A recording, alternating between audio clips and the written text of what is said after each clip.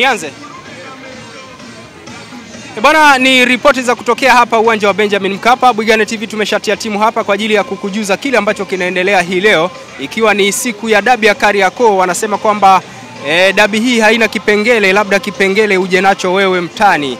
Ni Yanga dhidi ya Simba, mchezo ambao umekuwa ukisubiriwa kwa hamu kubwa na mashabiki wa soka hapa nchini, lakini pia Afrika Mashariki kwa ujumla na Afrika nzima wanaitazama dabi hii kwa ukubwa, kwa kuwa ni dabi ambayo inawakutanisha wakubwa wawili kutoka kwenye soka la Tanzania na ni miongoni mwa dabi kubwa kabisa barani Afrika. Na leo kitakwenda kupigwa hapa katika uwanja wa Benjamin Mkapa. Ni mishale ya saa 1:15 kwa saa za Afrika Mashariki. Baada ya iftari, baada ya watu kufuturu wale wa Kwaresma, lakini pia Waislamu baada ya kufuturu, kitapigwa hapa nyuma kwenye uwanja wa Benjamin Mkapa.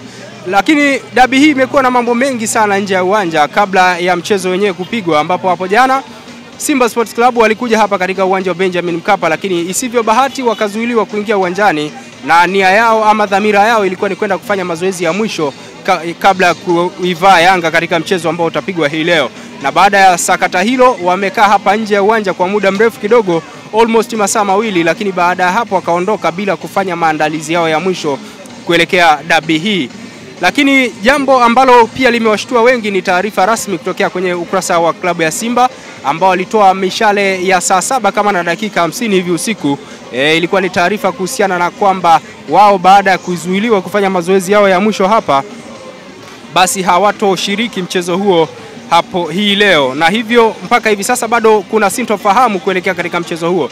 Lakini Bwigane TV tuko hapa kwa ajili ya kukujuza kile ambacho kinaendelea. Tutazungumza na wadau, lakini pia tutapiga story 2-3 kukujuza kile ambacho kinaendelea kwa ajili ya kufahamu zaidi Simba watakuja ama mchezo hautakuwepo.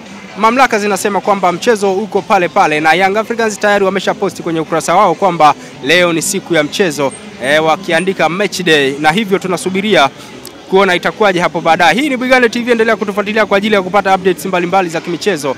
Lakini pia mashabiki wa Yanga tayari wamekwisha jitokeza kwa wingi, bado tunawasubiria mashabiki wa Simba ambao bado wanakuja kwa kusuasua, japo kuna tawi la Simba kutokea Iringa, wanasema ni wekundu wa Iringa mjini, wao wamekwisha fika hapa wajukuu wa Mkwawa kwa ajili ya dabi hii. Mimi ni Urugu Salum, nitakupa ripoti mbalimbali za kimichezo kutokea hapa katika uwanja wa Benjamin Mkapa kuanzia mwanzo mpaka mwisho wa mchezo huu. Stay tuned, endelea kutufuatilia katika mitandao ya kijamii Instagram, Facebook pamoja na YouTube kwa jina moja la Bwigane TV. Enjoy.